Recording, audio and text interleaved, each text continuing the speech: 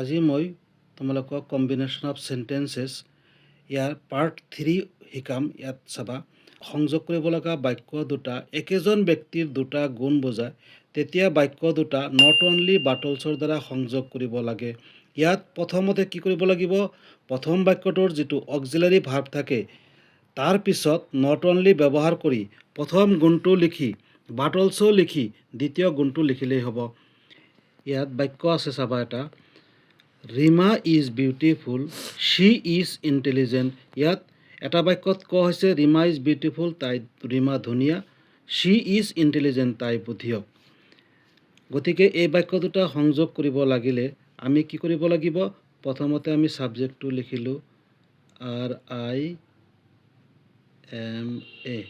Rima is, কি কৈছে auxiliary ভাৰ্বৰ পিছত আমাক কি দিব দিছে, not only, is not only, তাৰপিছত প্ৰথম গুণটো কি আছে, বিউটিফুল,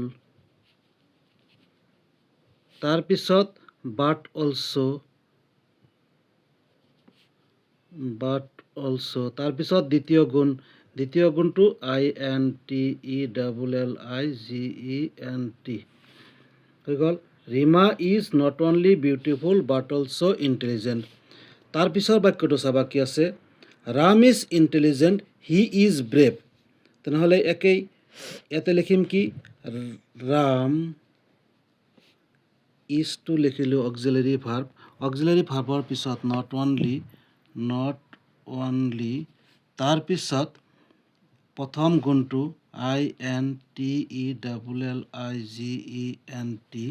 ইণ্টেলিজেণ্ট, বাট অলছ', তাৰপিছত দ্বিতীয় গুণ ব্ৰেভ, কমপ্লিট।